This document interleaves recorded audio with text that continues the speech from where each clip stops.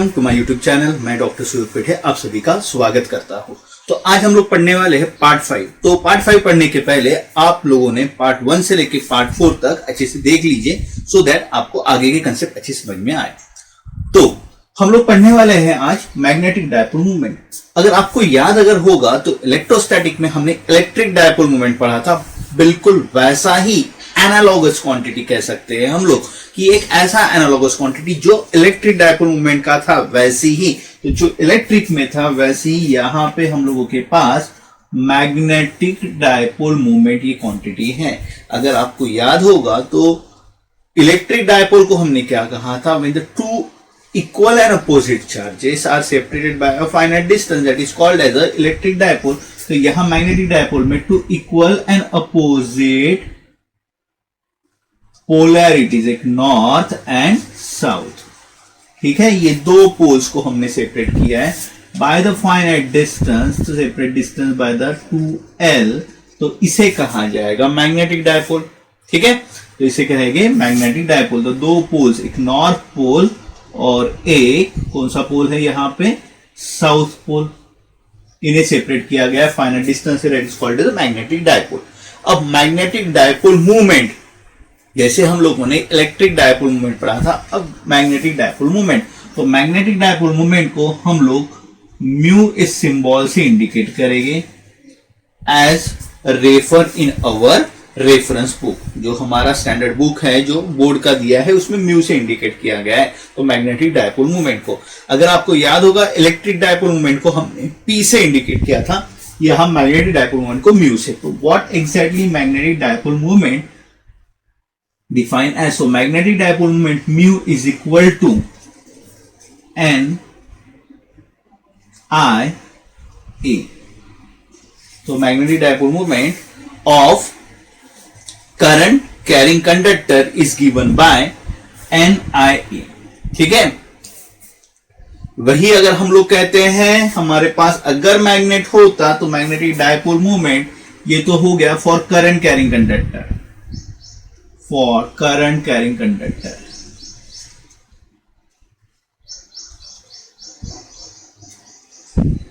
Carrying conductor के लिए है ये, ठीक है, that is a magnetic dipole movement current carrying conductor के लिए है। और अगर हम लोग सिर्फ मैग्नेट के लिए बात करते, मैग्नेट, सो म्यू का फॉर्मूला M इंटू 2L आता है। ठीक है, तो ये फॉर्मूला यूज करना नहीं है, M इंटू 2L। M यानी क्या, पोल स्ट्रेंथ, स्मॉल m यानी यहां पे था हमारा pole strength.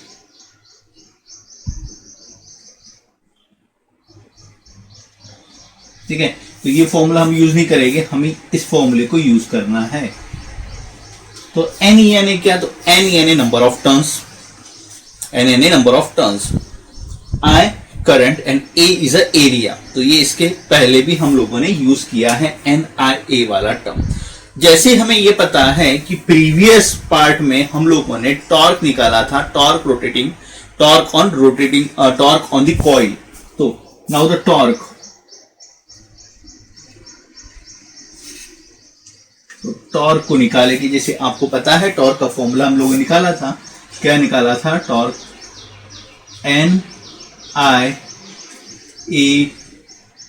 NIAB sine theta.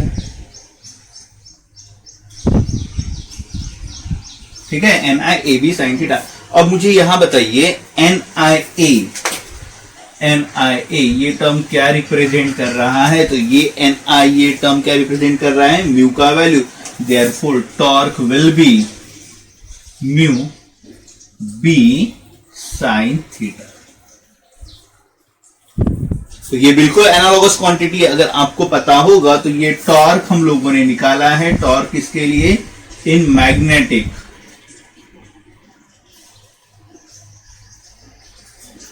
ठीक है, म्यू बी साइन थीटा। अगर यही टॉर्क आपने अगर याद करते हैं इलेक्ट्रोस्टैटिक में टॉर्क इन हमने निकाला था, इलेक्ट्रिक में अगर जो निकाला था इन इलेक्ट्रिक, इलेक्ट्रिक में ये जो टॉर्क निकाला था, टॉर्क का फॉर्मूला था म्यू के जगह वहां पे हमारा मैग्नेटिक डायपोल मोमेंट की जगह इलेक्ट्रिक डायपोल मोमेंट यानी P आया था, B के जगह मैग्नेटिक फील्ड इंडक्शन की जगह इलेक्ट्रिक फील्ड इंटेंसिटी आया था E sin थीटा। ठीक है, तो both the terms are the analogous, ये याद रखना है। यानी हमें बहुत ज्यादा वेरिएशन करने की जरूरत नहीं है, यहाँ पे वहां मैग्नेटिक फील्ड था, यहाँ पे इलेक्ट्रिक फील्ड था। ठीक है, एज द साइन थीटा आपको पता है, तो कौन सा प्रोडक्ट आता है, तो साइन थीटा में आता है हमारा क्रॉस प्रोडक्ट। तो टॉर्क को हम लोग लिख सकते हैं vector torque is equal to, torque vector is equal to क्या लिख सकते हैं, vector mu cross vector B. ठीक है, वैसे यहां पे torque vector is equal to vector P cross vector E. ठीक है, तो काफी सिंपल क्वांटिटी है मैग्नेटिक डायपोल मोमेंट। तो फॉर्मूला याद रखेंगे, NIA वाला ये फॉर्मूला क्लियर याद रखेंगे। अब नेक्स्ट हम की बात करते हैं magnetic potential energy of dipole. तो ये क्वांटिटी निकालने के लिए हम लोग क्या करेंगे, हम लोग हमारा जो एनालॉगस क्वांटिटी था इलेक्ट्रिक डायपोल मोमेंट, तो we have electric dipole moment, we have electric potential energy due to potential energy due to electric dipole. तो क्या था हमारे पास, potential energy due to the electric dipole. तो इलेक्ट्रिक डायपोल के वजह से जो पोटेंशियल एनर्जी था U से इंडिकेट किया था, that will be the minus P dot E, vector P dot E। तो ये हम लोगों के पास फॉर्मूला था। तो ये फॉर्मूला किस लिए था, तो हम लोगों के पास इलेक्ट्रिक डायपोल के लिए ये पोटेंशियल एनर्जी का फॉर्मूला था। तो अब यही फॉर्मूला इलेक्ट्रिक के जगह हमें किसके लिए लिखना है, मैग्नेटिक के लिए। तो एज वी नो दैट, तो एनालॉगस क्वांटिटी है, तो फॉर एज एनालॉगस क्वांटिटी तो हम लोग क्या लिख सकते हैं, तो in for magnetic field, for magnetic,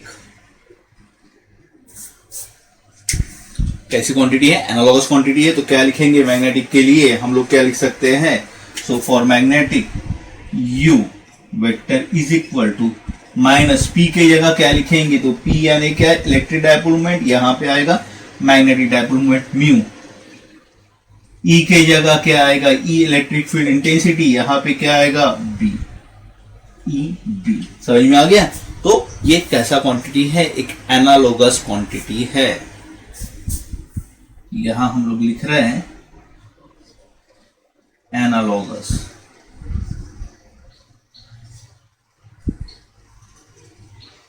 analogous quantity. ठीक है, आपको पता है यह डॉट प्रोडक्ट है, तो डॉट प्रोडक्ट में हम लोग क्या लिखते हैं in the terms of the magnitude. तो मैग्नीट्यूड के टर्म में क्या लिखा जाए, U is equal to minus mu B, dot product आ गया तो क्या आएगा यहाँ पे कॉस थीटा। ठीक है, माइनस साइन क्यों होता है, अगर आपको पता होगा तो इलेक्ट्रोस्टैटिक में याद आया होगा, तो पोटेंशियल एनर्जी क्यों बनती है, in order to oppose the electrostatic force. तो यहाँ पे in order to oppose the magnetic force, तो मैग्नेटिक फोर्स को अपोज करने के लिए वहां पे जो वर्टन बनता है, इस वजह से इंडिकेशन किया है माइनस सिंबल का। अब यहाँ पे जो आपने पोटेंशियल एनर्जी निकाला है, तो पोटेंशियल एनर्जी के दो केसेस हो गए, एक मैक्सिमम और एक मिनिमम। ठीक है, when it will be the maximum, when it is the minimum, it is depend upon only angle। तो केस 1 बात करते हैं, केस 1 की बात करते हैं, इफ थीटा विल बी 0, अच्छा theta 0, then cos 0 will be, तो cos 0 का वैल्यू कितना होता है, तो cos 0 का वैल्यू होता है +1। देन क्या मिलेगा आपको, u विल बी, u का वैल्यू क्या मिलेगा, तो u will be minus mu b। ठीक है, और केस नंबर 2,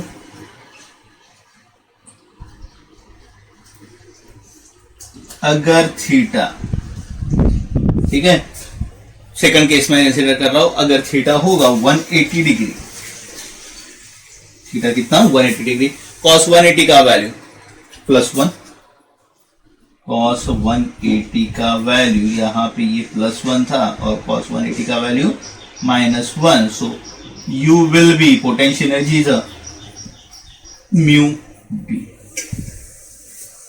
थर्ड केस भी हम लोग डिस्कस कर सकते हैं. तो थर्ड केस में कितना होगा 0. तो यहां पे हम लोगों के पास ये एनर्जी कैसा मिल रहा है, तो यहां पे एनर्जी मिल रहा है मिनिमम. इस केस में एनर्जी मिल रहा है मिनिमम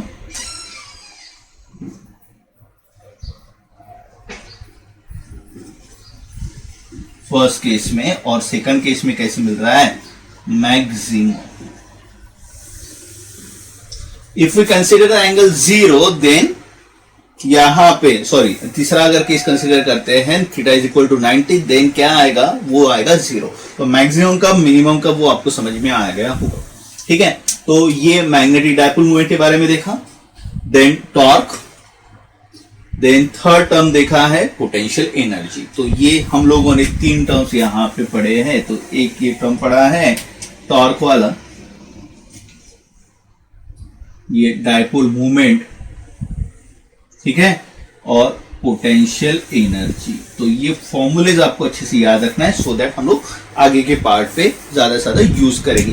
तो लिस्ट ऑफ इंपॉर्टेंट फॉर्मूले में आपको ये एक फॉर्मूला नोट करके रखना है. उसके अलावा ये आपका एक फॉर्मूला, तो याद रखेंगे ये फॉर्मूले जब नोट करेंगे, या ये फॉर्मूले आप बिल्कुल बाजू में ही लिखना कौन से फॉर्मूलेस के, इलेक्ट्रिक के, क्योंकि जैसे यहाँ पे ये एनालॉगस क्वांटिटी तो आपको अच्छे से याद रहेगा, ये भी वैसे फॉर्मूलाज आप वहां पे ही साइड में लिख के रखना है, क्योंकि टॉर्क के इसके प्रीवियस भी हमने काफी फॉर्मूलेस पढ़े हैं. देन ये वाला फॉर्मूला भी, ठीक है. तो ये फॉर्मूलेस आपको लिस्ट ऑफ इंपॉर्टेंट फॉर्मूले में नोट करके रखना है. अब बात करते हैं नेक्स्ट इंपॉर्टेंट टॉपिक, बायट-सावर्ट्स लॉ. अब बायट-सावर्ट्स लॉ हमें एग्जैक्टली क्या देता है, तो बायट-सावर्ट्स लॉ ये हम लोग यूज करते हैं in order to determine magnetic field due to the various distribution of current. So ये हम लोगों को फाइंड इस्तेमाल करते हैं in order to find, use in order to find magnetic field, ठीक है, due to various distribution of current.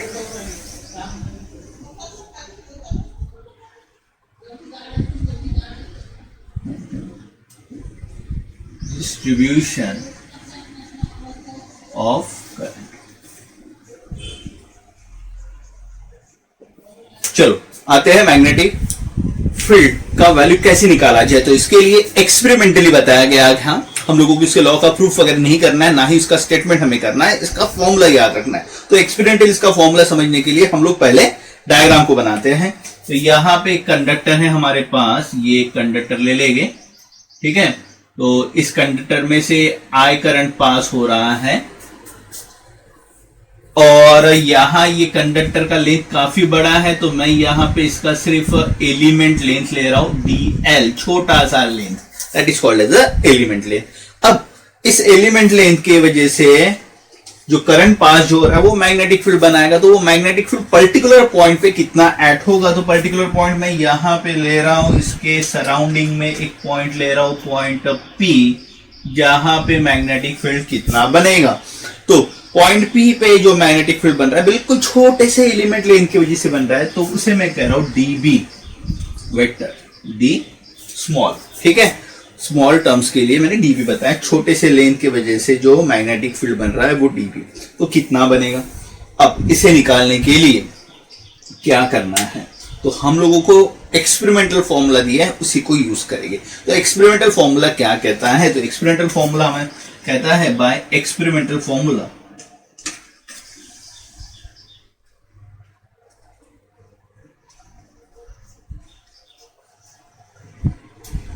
Experimental formula हमें बताता है, क्या बताता है, dB is equal to μ0 upon 4 pi I dl sine theta upon r square. ठीक है. अब इस टर्म को हम लोग अच्छे समझने की कोशिश करते हैं. म्यू 0 अपॉन 4 पाई, ये तो पूरा का पूरा कांस्टेंट है, ठीक है। अब बट म्यू 0 अपॉन 4 पाई का वैल्यू भी आपको अच्छे से पता होना चाहिए। तो mu 0 upon 4 pi, where mu 0 upon 4 pi,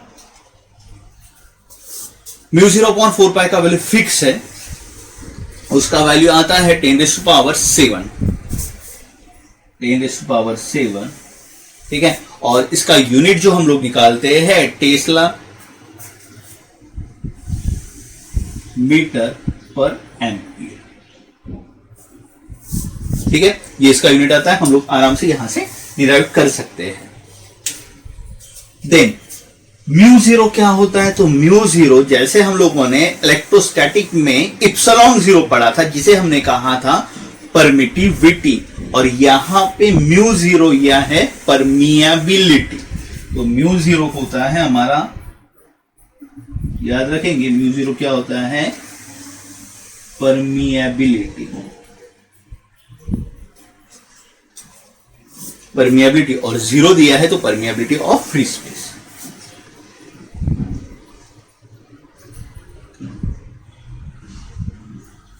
permittivity electric field को अलाउ करता था और परमिएबिलिटी मैग्नेटिक फील्ड को अलाउ करता है, ये डिपेंड अपॉन द मीडियम, ठीक है। तो म्यू 0 अपॉन 4 पाई का। अब आई क्या है? तो आई हम जानते हैं I is a current, I is a current flowing through. तो यहां पे जो आई जो है वो क्या है? करंट थ्रू कंडक्टर, आई है करंट, यही नोट करते हैं। आई क्या है आपका? करंट, ठीक है। देन dl, dl क्या? एलिमेंट लेंथ, dl क्या? Element length.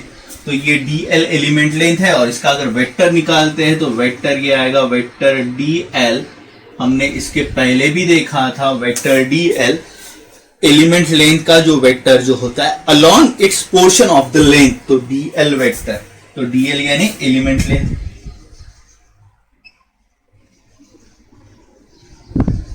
एलिमेंट लेंथ, ठीक है। अब साइन थीटा के, तो थीटा कहां से आया है? अब उसके पहले हम देखते हैं आर। एक्चुअली आर ये जो डिस्टेंस ना होते हुए रेडियस वेक्टर है, या जिसे पोजीशन वेक्टर कहा जाएगा। और पोजीशन वेक्टर किस लिए? तो ये जो पर्टिकुलर पॉइंट जो पी हमने निकाला है, जहां पे मैग्नेटिक फील्ड फाइंड करना है, उस पॉइंट को डीएल एलिमेंट लेंथ से जोड़ते हैं। तो ये डीएल एलिमेंट लेंथ से जोड़ते हैं, तो ये जो रहेगा vector, that is called as a position vector, ठीक है। वो वेक्टर आर,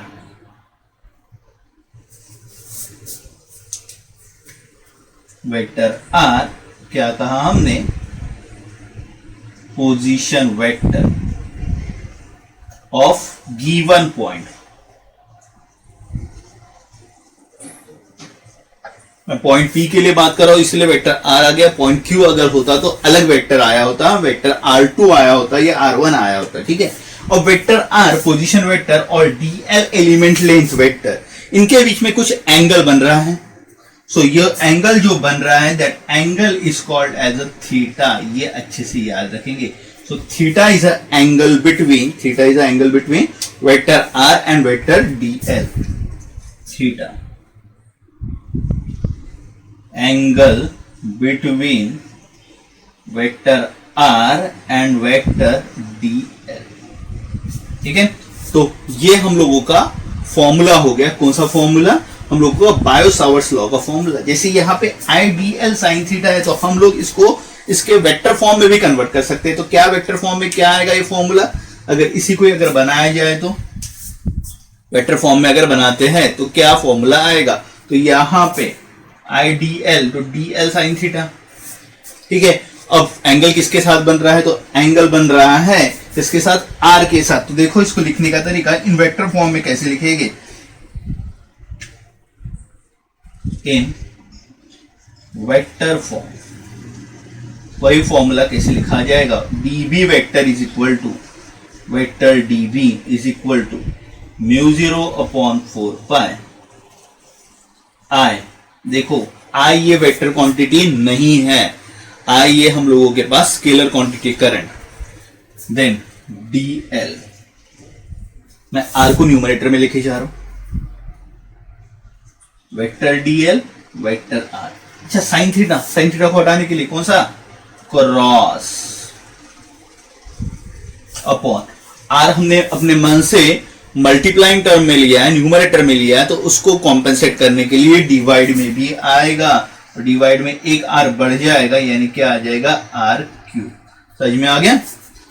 ये वेक्टर फॉर्म वाला फॉर्मूला है, बट हमें फोकस कौन से फॉर्मूले को करना है, हमें फोकस करना है हम लोगों का फॉर्मूला जो मैग्नीट्यूड में हम लोग इस्तेमाल करते हैं। तो इस फॉर्मूले को अच्छे से याद रखेंगे, सो दैट इसके एप्लीकेशन जो है, जो नेक्स्ट पार्ट में हम लोग एप्लीकेशन पढ़ रहे हैं, तो वो हम लोग इसी फॉर्मूले के बेस निकालेंगे। तो कंसेप्ट आपको याद रखना है, ये फॉर्मूले को लर्न करना है, और इसमें कौन कौन से टर्म्स हैं उसे याद रखना है। तो लिस्ट ऑफ इंपॉर्टेंट फॉर्मूले में फॉर्मूला आएगा। तो डीबी यानी क्या, magnetic field at given point, mu 0.4 पर कांस्टेंट का वैल्यू है 10⁷ टेस्ला मीटर पर एम्पियर, ये वैल्यूज आता है इसका। म्यू 0 क्या, permeability of free space, I current, DL element length vector, DL vector DL element length vector, vector R position vector, जो हम लोगों को पर्टिकुलर पॉइंट्स के बारे में बताएगा। So this all about the bio-Savart's law. तो ये बायो-सावर्ट्स लॉ, अब हम लोग पढ़ने वाले बायो-सावर्ट्स लॉ का एप्लीकेशन नंबर 1। ठीक है, तो बिफोर प्रोसीडिंग, तो आप लोग इसका स्क्रीनशॉट लेके रख दीजिए।